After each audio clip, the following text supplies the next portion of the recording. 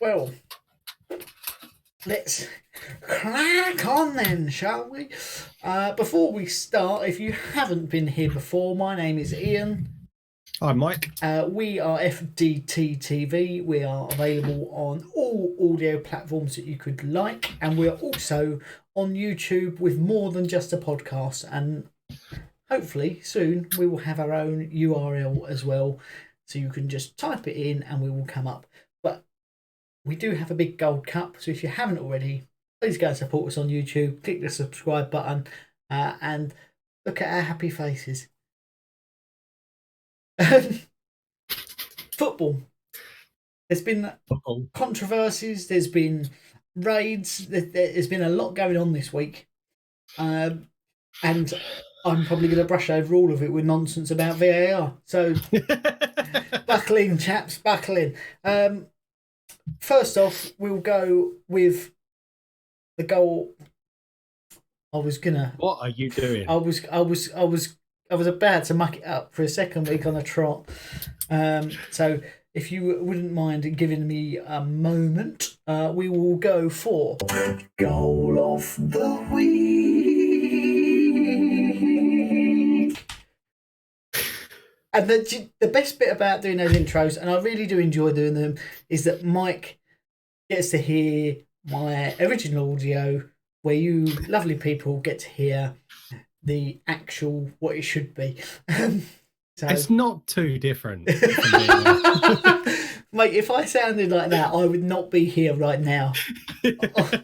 I would be, the Masked Sinner? I'd be on The Voice, maybe even Bargain Hunt. You know, would not be doing what I'm doing for a living. Goal of the week. So last week we had some polls running on Twitter. Our Twitter handles are below us. They're always in the description, so get involved with the conversation. We had a few last week. There was a few good goals, and I believe Jesse Lingard won with had the most votes against Tottenham. So well done, Mr. Lingard. You go into the draw for February. Have you, Mike, before we announce the next one, got the candidates for possible goal of the month? Have you got our winners? Yes. So for February, I can't remember. This is probably, I need to work out a better system for dates. So I think Chelsea Burnley, may have been first lot of fixtures within that month. Yes, I think that's when we decided to do it. I think you're right. So we've got Alonso, Chelsea versus Burnley, Moutinho, Wolves versus Arsenal with an absolute worldie. Phil Foden against Liverpool, Maddison against Liverpool, and Jesse Lingard, West Ham versus Spurs. So that is the February Goal of the Week nominations. And I think the best way to do that is for everyone to put in the comment section below who you want to win Goal of the Month out of those, and they will then go in prize draw for Goal of the Year, where we will try and get an award to the whoever wins. See what happens. Half a season, isn't it? You know, none of those goals in the first half of the season counted really. So I think we should try and get a replica of our trophy made. Quite possibly.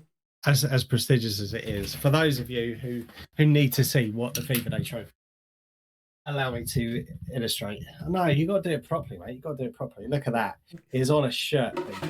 Yeah, it's on a shirt. Unfortunately, immortalised. Unfortunately, one of our friends is the current holder of said trophy, so we haven't got the original.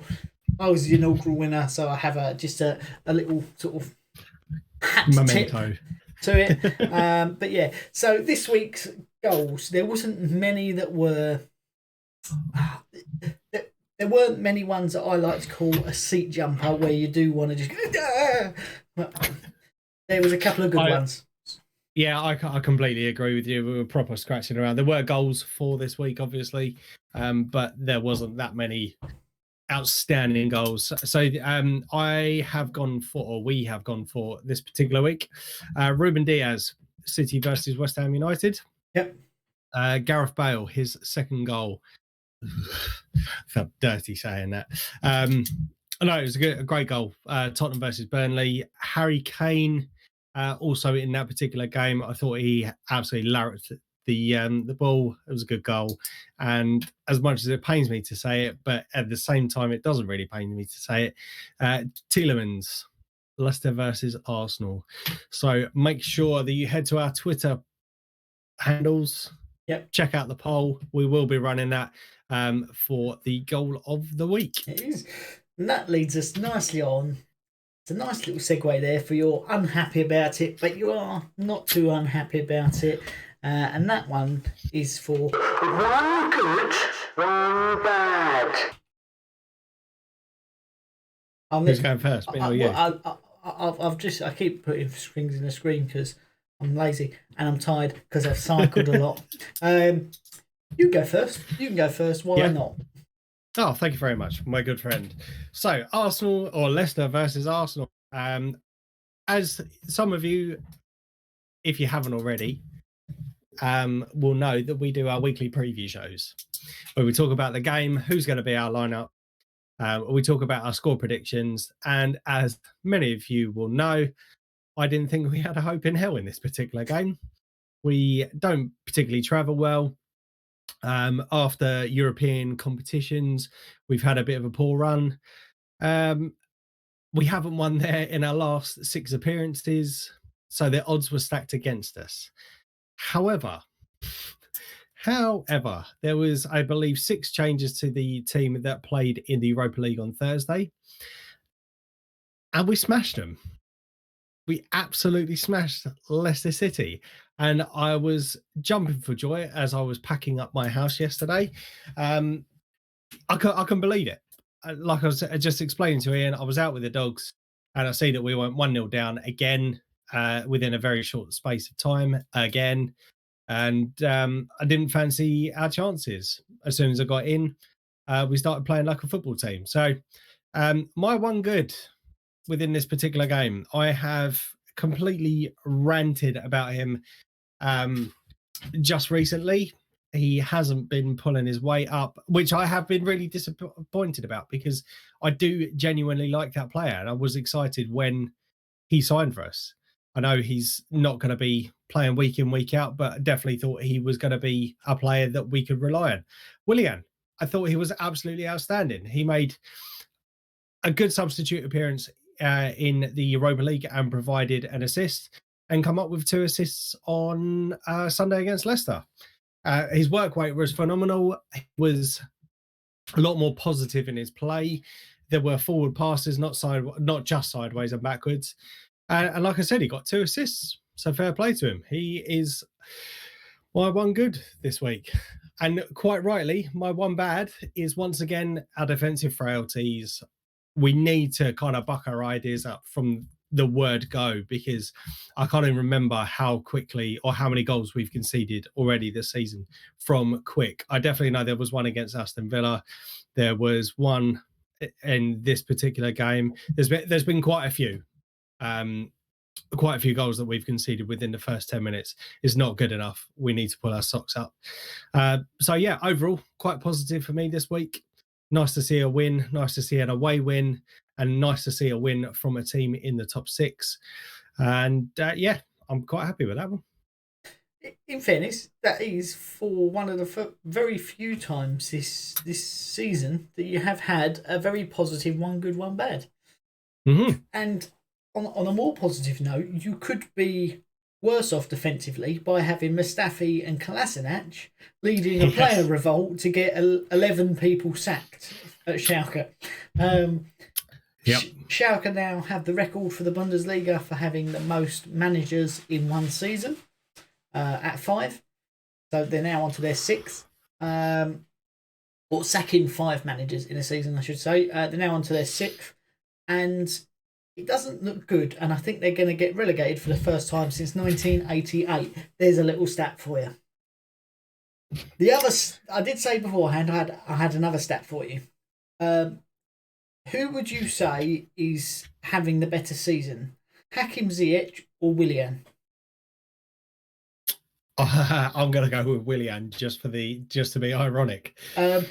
He Matter of fact is because he has 4 assists, and I don't think Ziyech. I think Ziyech has 1. He has more assists than Ziyech does, and Willian has been absolute dog shit this season. So, barring a handful of games. So that's my interesting stat. He's a player that everyone's raving about. Who, when I watched Manchester United Chelsea, was lackluster at best. Yeah.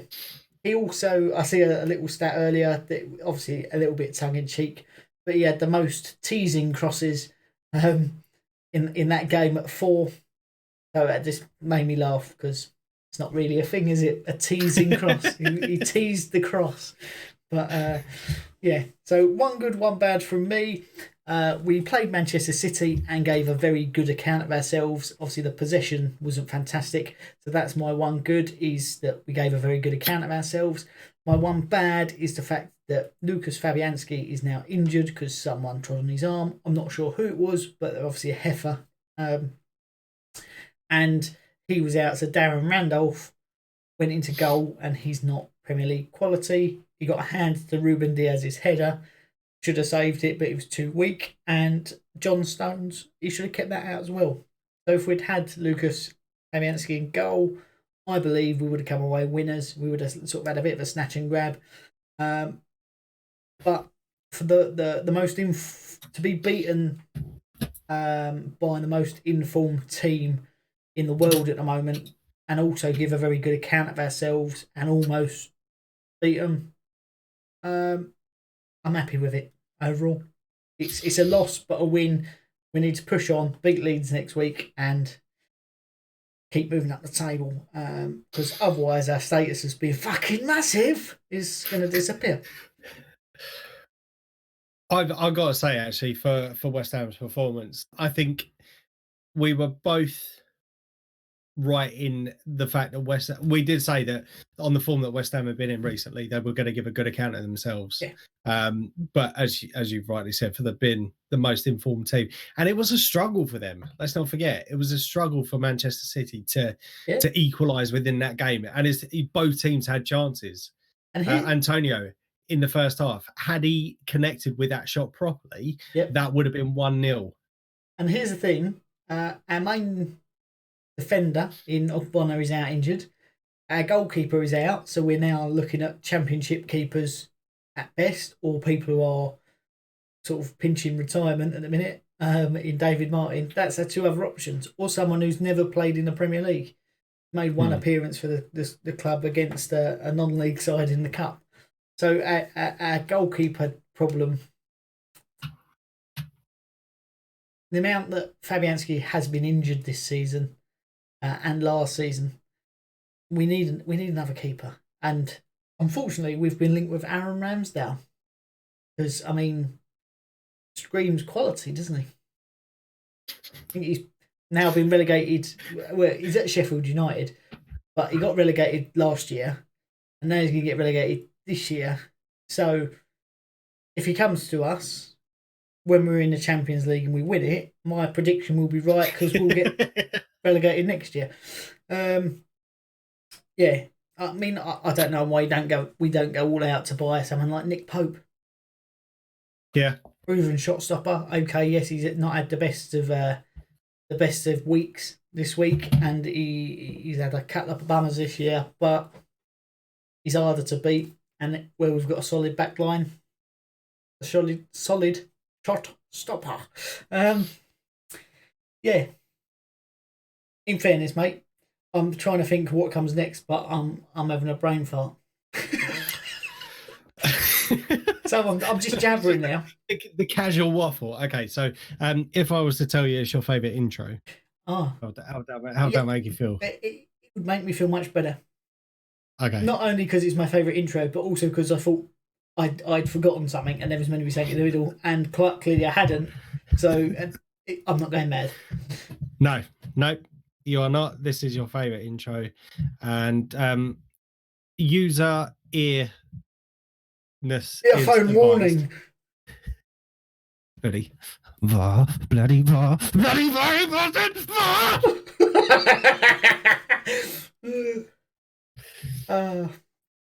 Do you know what the best bit about it? I know we're now giving out an earphone warning, just to those people who don't want to be totally seduced by that intro. I like it full force. Stop it! It makes you feel dirty. Makes you feel dirty. Oh.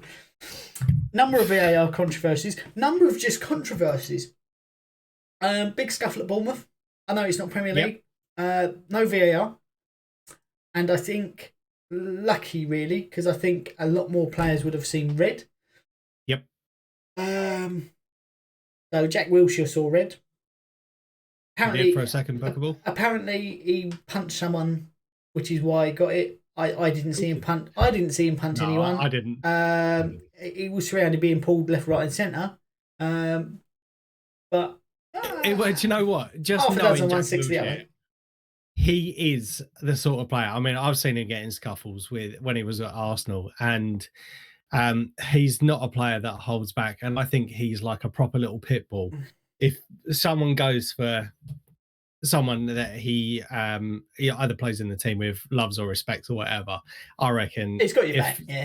Yeah, definitely, 100%. That's the best way I could have put it. Well done. Although, well done. Save me waffling. What I did read is that as the referee pulled out the second yellow to give him the red, the force of the wind from that has caused him to sustain a hamstring injury, so he will be out for the next 6 weeks. It's not true. It's not true. It's just joshing. Well, he's out for what, the next 3 games now? No, it's 1 game, isn't it? Yeah. Second bookable. Yeah, I imagine it'd be 1 game. Yeah. So that was a bit interesting. And look, it's been a long time since we've seen a proper punch up in football. And when that all started kicking off, it's like, I think every football fan around the country, and go on. Football scuffles are arguably less entertaining than 2 old women fighting over who gets the last sausage roll in Greg's, you know?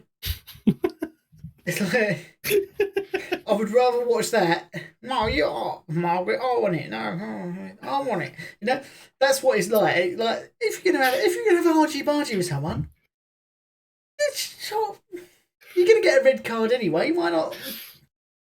I think the issue with that would be potential further bans. I mean, Suarez got an 8-game ban or something stupid for wanting a mid-game snack. So, but I think if you go out with anything more than that, you're gonna get infamy. You've got to look at it in that way. It's true. Okay, you might get a few games ban. Eric Cantona Kung Fu kicked Crystal Palace fan. But everybody across the world knows about it, and they always will. You know? Luis Suarez bit a few people. Is he a cannibal? No, it's my culture. You know? Yeah. So I think that's where that may fall down. I like your point, though. I would take a 7-game ban for indefinite infamy. Like, why not? Why not? Indeed. Why not? VAR. With this show does not condone violence. Only if supervised by professionals. Right. So, when we look at VAR controversies, the one that comes to mind for me is Hudson-Odoi, Mason Greenwood. Yes. When they 15 handballs between them. There was when you showed it in full speed, and I see it during the game, I was like, "Oh, Mason Greenwood's handballed it," yeah? And then they slowed it down, and Hudson-Odoi handballs it, and they're like, "That's a penalty." And then Greenwood handballs it 4 times to control it, and then they're upset when they don't get the penalty. So it was sort of like, well, we can give a penalty one way and 2 free kicks the other. So balance it out. I don't think either player intentionally handballed it. I think it was just sheer speed and being slightly off balance. Awkward height. Overall, I would agree with that decision. Yes. Yeah, that was what I was actually agreeing with. And that's unusual for us to say that we've agreed with the VAR decision. The fact that you could see the Chelsea players shouting at the referee, they should have both got yellow cards. It's against the rules of the game. The fact that it was on the screen while he was looking at the VAR should be able to pick that up because it's within the game. Or the ref should be able to see it.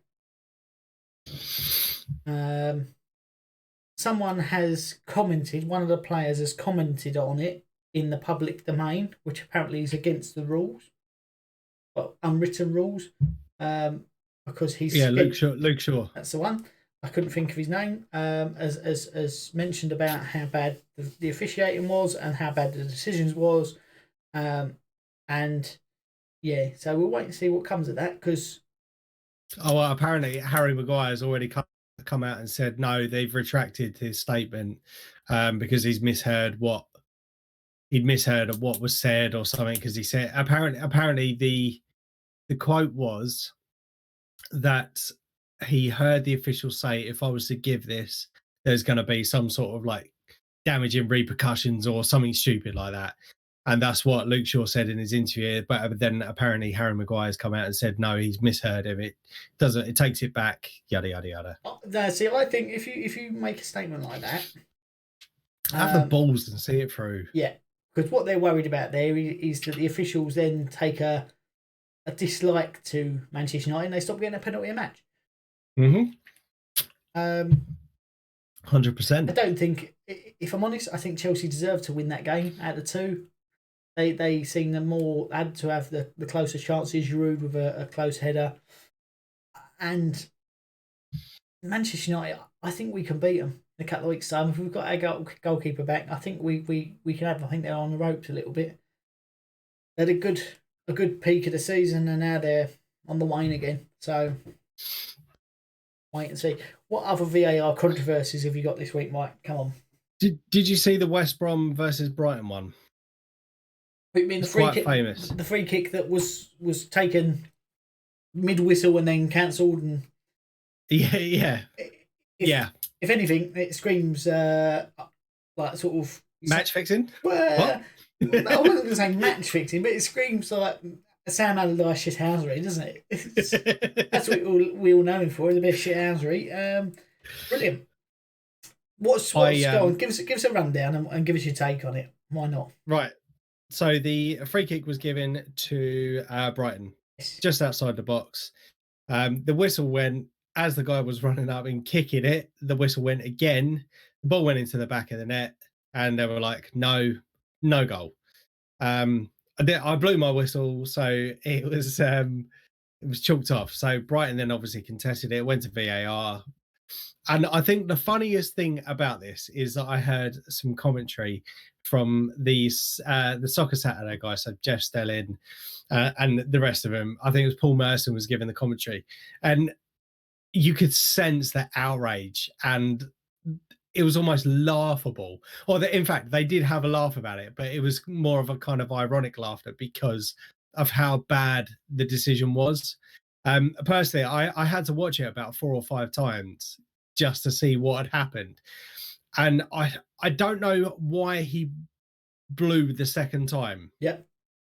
Mid kick. I still can't work it out. So he's blown the whistle. So the guy's taking his run up, seeing that the goalkeeper wasn't ready or whatever. And that may have been what it is. So he's seen the keeper wasn't ready. But if you've blown the whistle, you can't then... I think it's very harsh of them to have blown that off. No. Steady. Or maybe there was an element of that. We just don't know. But do you know what I mean?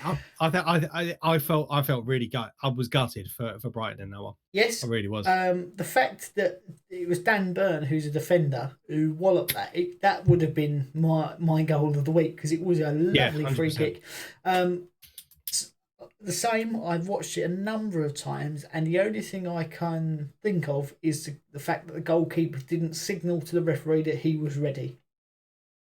Oh, okay. That's the only reason I can think of that he's done that.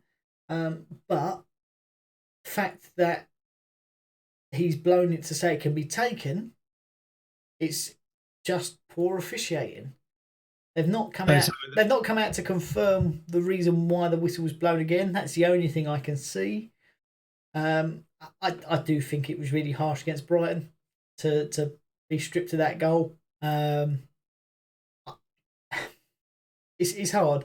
In the grand scheme of things, I don't think it's going to have that much of a major effect on the season. I don't think we're going to see Brighton relegated for it. I don't think we're going to see West Brom stay up for it.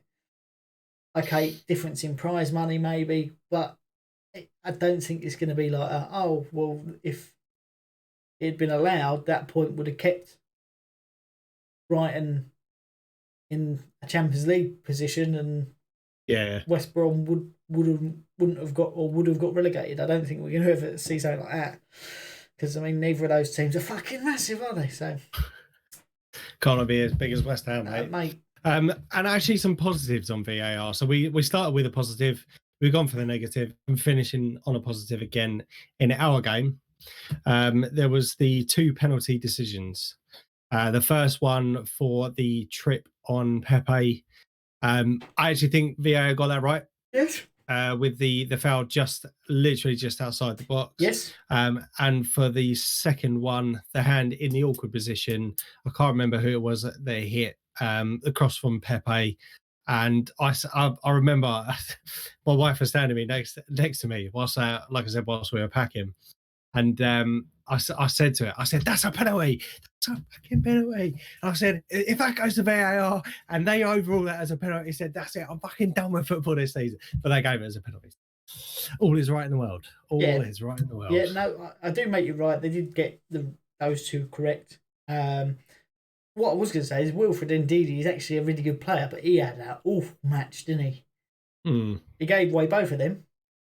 Yes. The foul on Pepe and then the handball. That's it. Yeah. So yeah, no, I think you make it right. There was some absolute clangers this week, but there was a couple of good ones.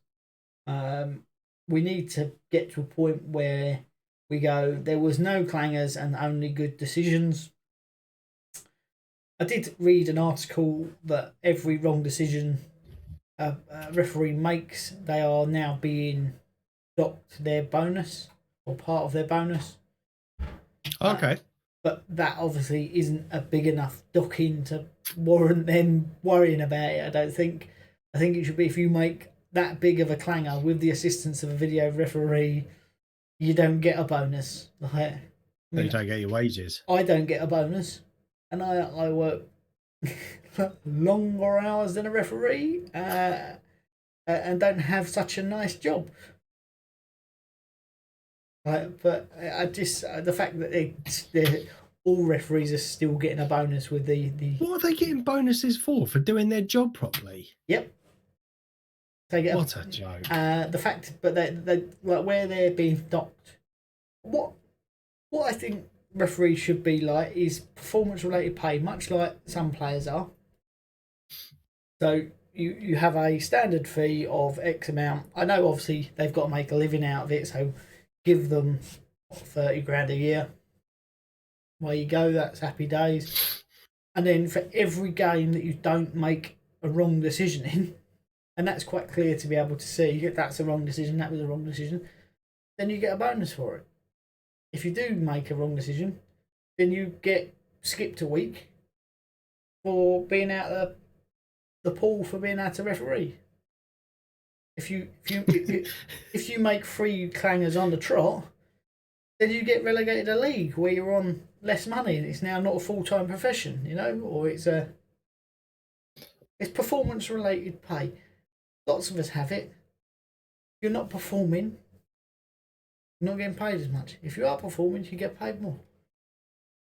Yeah, it should be some sort of incentive for that. I do agree. I don't want to say it's simple, but to sort out the problem. But it's simple.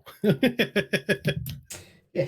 So that leads us on to something we haven't really got to tell. We just call it any other business, haven't we? Barcelona. Bit of a shitter. We'll do the scores at the end, yeah? Yes, let's do the scores at the end. Okay. No, let's do them now. We'll move it because we're moving around Europe. Even though Brexit means Brexit. Yeah. Score updates. Score updates. Come on. Man City versus West Ham. Both of us predicted. Well, you predicted a draw. You said 1-1. I said 3-1. The score was 2-1. So 1 point to me for the correct result, not the correct score. 0 to you. Leicester versus Arsenal. You said 3-0. I said 3-1. And it was 3-1. But it was the other way around. We both had Leicester for a win for that one. So only the 1 point for us this week. So that takes me up to 47 points. You up to 43. Oh, no, you staying on 43. Sorry, because there was only 1 point given. So the lead has increased very slightly again. Come on, the Gunners. So we move on to this week's predictions. Yes.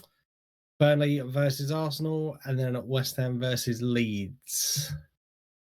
Yes. So I will go first because we are the first game. Mm-hmm.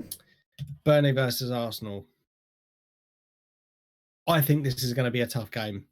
I'm hoping, because we haven't got the Europa League this week, I'm hoping for a much relaxed team. I think there will be changes to the squad that we had out on Sunday, but I don't think there will be that many changes. Emil Smith-Rowe is a player I know who is currently out now with a calf injury, I believe, picked up in that game. But we have the likes of Martin Ødegaard who will be able to replace him. But Burnley are quite solid. I'm gonna go for 2-1 to Arsenal on that one. Ooh, 2-1 to Arsenal. Yeah, That's it's not a bad prediction, to be fair. It's not a bad prediction. They got beaten by Tottenham, didn't they? So I think spanked. I think Sean Dyche are going a bit more well drilled this week. Burnley's problem this year seems to be they can't score goals. I know they've had sort of horrendous injuries throughout the squad this year. I think they're going to be hard to beat. I'm going to go for a bore draw, 0-0. I don't think they've got a goal in them, and I don't think you're going to have enough to break them down. I think it'll be very compact this week. It's going to be a boring game. Okay. I think that's my first 0-0 prediction this season. I think it is. It's either been score draws or wins either way. Yeah, right. So that leads West Ham Leeds. West Ham Leeds. Now, we are away. You're at home for this one. We're at home. Not that it makes a difference, there's no crowd. Leeds are, and they're sort of a meme side at the moment, aren't they? With the fact that doesn't matter what the results, people go, oh, they play lovely attacking open football. And it's like, yeah, but you lost 6-0. But yeah, but it was entertaining to watch. They have got goals in them. They can go and destroy sides. I just think it's a bit hit and miss. If we had Fabianski, I would be confident. In fact, we don't, and we don't have a Bonner. I'm a little bit more apprehensive. So I think we're going to concede, but I do think we're going to score. And I think we're going to see Said Benrahma for a goal. Oh, I've just thought of another goal that I liked, but I'll come on to that in a bit. 5-2 West Ham. I think we have a really boring game, and a game that's like, what is going on with this? I am going to go slightly different. Well, in fact, no, very different to you. I think, as you've summed it up, you've got Fabianski out for this particular fixture. Both like to score goals this year. You not conceding as many as Leeds, but I think with the players that you've got missing, plus any potential injuries this week, I'm going to go for 2-2. No, I'm going to go for a score draw, 2-2. Fair enough. So there we go. That's this week's predictions. Check out our previous shows coming up on the channel. Make sure you hit that like and subscribe button and hit that notification bell so you know when they will go live. But yes, that is our previous shows to come up later this week. I've just thought of another goal that I like, people. David Luiz. Ah, what a goal. Yeah, I forgot about that one. David Luiz is a good header. And he was in the right goal this time. That's what impressed me more. Yeah, he did well for that one. Here's the thing, right? I don't think it would have been as impressive a header had he had a normal haircut. Yes. Coming from someone who's had some wonderful and wacky haircuts, I appreciate the Barnet. if anything, that only adds to the goal. Yes. No. To be honest, I knew he scored, but I completely forgot how the goal was scored. So can I make a proposal? That we sack off Harry Kane. That is exactly my thinking. We sack off Harry Kane. We've got one Spurs player in there. It's not like we're being prejudiced. And Bowles was better than Kane's. Yeah. So back to Barcelona. Yes. Right. Barcelona gone into a bit of a meltdown. They had a bit of a standoff with Messi, and I think they're lucky that he's as professional as he was, because with the pause in the season, there's some dispute as to whether a clause is still applicable or not. Barcelona said it's not, and he went, all right, it's not. I think we're going to see him leave Barcelona on a free this year. He's out of contract at the end of the year, I believe. Yes. Obviously, wherever he goes, he'll demand higher wages. How old is he? Is he like 34, 35 or something stupid, isn't he? I want to say 32. I'll just check. Typed in Messi and it come up with Ozil. That's not right. It's easy to get those players confused. He's 33 years old. 33. Here's the thing. There is a big debate, isn't there, over Messi, Ronaldo. Arguably two of the best players to ever grace a football pitch. I don't think anyone can argue with that. Some people don't like one or either. For me, Messi is naturally talented footballer, and that's where he wins. But Ronaldo has the work ethic of coming from not maybe being the best footballer to being the best footballer, but he's also done it around Europe. Mm-hmm. He's done it in the Premier League. He's done it in Spain. He's done it in Italy. He did it in Portugal originally, didn't he? He wasn't the best then, but he was still something to be desired. Where Messi has had a team built around him, and arguably for a long period of that was one of the best teams the world has ever seen, with your Xavis, your Iniestas, your Ronaldinhos, your Zlatans, Carlos Pujols. It would be hard to be bad surrounded by those players. So I mean, I like Ronaldo more. I think he has worked harder to get where he is. But if we see Messi turn up to Manchester City next season, then when he plays against Sufal, he's going to absolutely rinse him and put him in his back pocket. And I think there are going to be a number of Premier League players who do that, to go, yeah, you might be really good, but you ain't that good over here. Because that's the game you want, isn't it? That's the head you want. You've come over to our league where it's a lot more physical, a lot faster, and we pocket you every game. Yep. He's old for a footballer now, isn't he? Especially for a winger. So you maybe think he might drift in a little bit deeper. Mm-hmm. Play that David Silva role at the expense of Phil Foden, but I think that's definitely. I think you are right, because there was talks about him being the closest signing for City in the first place, wasn't there? Because of the whole contract situation. Apparently, the deal was done and whatnot. So I think that's only a matter of time.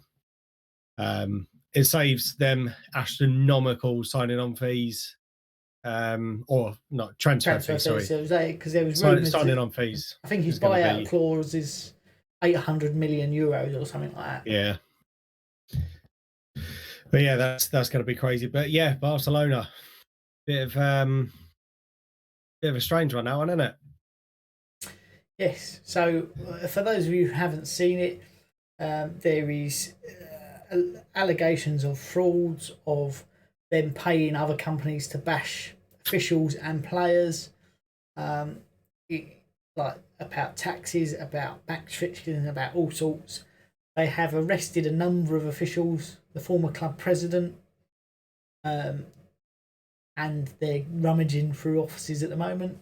So I think the fact that they were, well, I say struggling, they're an ageing squad, aren't they? Barcelona. They're sort of a falling giant, you could say. I think this is the beginning of the end. I think Barcelona are going to end up going down the ranks a little bit. They get stripped of all their money, have to sell all their players. It's going to be a difficult rebuild. Because aren't they owned by the government? Yes. My understanding is that but the Barcelona and Real Madrid are both owned by the Spanish government. I say owned, funded by the Spanish government. Not only because it brings in tourist money, but also it's a huge economy boost throughout the country. Mm-hmm. So if that is correct, and my understanding of that is correct, then these payoffs, okay, yes, it's run by the club president.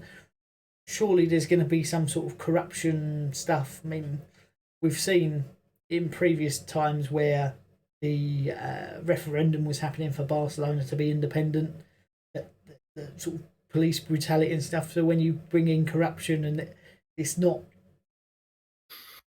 too unbelievable, I think that the fact that a lot or Catalonia, isn't it? That's it. The fact that you go, that people don't see that happening in first world countries as such. We've seen problems with Brexit means Brexit. We've seen problems with that referendum. We've seen problems in America.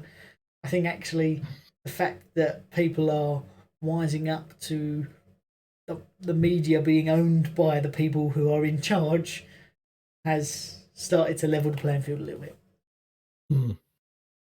There's a lot more of it goes on than people like to acknowledge. Mm-hmm. Because if I know about it, then I should probably do something about it, you know? So people go, oh, I didn't see it. Blinkers on. Not my problem. Not my shift, mate. Yeah, that's not my job. And bringing up not my job, and this is non-football related, but I'm sure a lot of you will appreciate this because you probably, like, there's a fair few tradesmen out there. Not my job. Those videos where people go, oh, it wasn't my job. It's like, oh, there's just a radiator where the door should be. Well, yeah, but it wasn't my job to figure that out. It's like, oh, okay. I enjoy those videos. I love those videos. It's just like I do know some tradespeople, and some of the stories that you hear, I think it very much those videos to life, if that makes sense. Because some of them are contractors, some of them have owned their own businesses that have had to go in and fix some of the cowboys jobs that they've had previously. But do you know my favourite? My absolute favourite ones is like where there's a poster on the wall. Paint me on the poster. Not my job. Yeah. Just those pinnacle. Love them. Yeah. I do have some really good news. Go on, then. Declan Rice can pronounce my last name flawlessly. Okay. So you have to watch my preview to find out why. And I did ask him about potato salad. Ah, nice. So for those of you who missed out the Manchester City one, I've had a bit of an odd week, so it didn't quite happen. The fact that my lineup would have been wrong because Fabianski got trodden on the day before. We're going for one against Leeds, featuring Declan Rice. Nice. Is this you doing a Queen's King? No, mate. No. This is legitimately the West Ham captain, future England captain, World Cup winner, Declan Rice. Wow. God, I need to up my game then. I'm sure people are getting bored of me going, this is my prediction. These are my players. Well, here's the thing, right?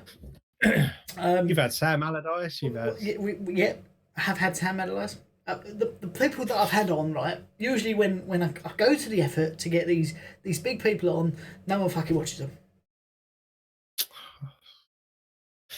What can we do, mate? what can we do? Can do nothing. I'm looking forward to that one. I think we should lobby Boris to make it mandatory to subscribe to FDT-TV. Yes. Because it's mandatory to, but if you live with your nan, then you don't have to, and if your nan lives in the next door, then you do. One of those. Do we have to or do we not? We're not quite sure. No, you have to. Oh, okay. He's going to make it law. Please subscribe to FDT-TV. I think we've lost a little bit this week. We've lost a little bit. Have we got any more football news or any more football-related things? That is it for me for this week, and I very much look forward to catching up with you. Oh, no, I have got any other business, not football-related. Go on. But my very good friend and co-host is currently doing some work for charity. And when I say work for charity, he's doing a lot of work for charity. By that, I mean he is doing the equivalent of Land's End to John O'Groats on his exercise bike. If you haven't, please go check out his GoFundMe page. I'm sure you'll find something on his Twitter. Make sure you go and donate generously. I will put a link in the description, mate. Yes, do that. 874 miles, 1,407 kilometres. I am overweight and have not ridden a bike in 12 years. I'm not saying this because I am one of your friends, but I think it's a fucking outstanding cause for charity, as I said, because a lot of people would have been impacted by the lockdown. In terms of mental health, it's something that we have spoken about a couple of times, on the podcast, and something I would absolutely love to have done with you. Fair play for you to think in that idea, but unfortunately, I have some events coming up in the next few weeks which will inhibit me from doing that. It's something I may look to do in the future, maybe a bit of competition to see who can do it the quickest, but certainly fair play to you, mate. I'll finish it and you go, do you want to do this month? I go, oh, hurts. No. Well, because you would have set the benchmark, haven't you? You said I've done X amount in these many days, so it would then be my goal to try and beat that. Yeah, we can see certainly. But no, fair play to you. And if, like I said, if you haven't, go and donate. Brilliant cause. The biggest challenge for it is certainly, I think, going to be a sore bum. That's going to be the biggest problem. We're looking invest in some good shorts, mate. Well, so I just did it with normal shorts today. The old buttock is a little bit raw. I mean, I'll talk. If any of you lovely listeners, I know our demographic is males between 33 and 45. But if anyone wants to come and rub my arse, then just send us a message. I'm sure we can sort something out. It'd be much appreciated at this point. If we don't look into each other's eyes, it's not wrong. Just putting it Hashtag each other's eyes. Hashtag each other's eyes. Yeah, so let us know, obviously, for the goal of the month, who you think in the comment section below. That is it for football this week. Until then, I have been Ian. I've been Mike. We are FDT-TV. And we are fucking massive. Hey!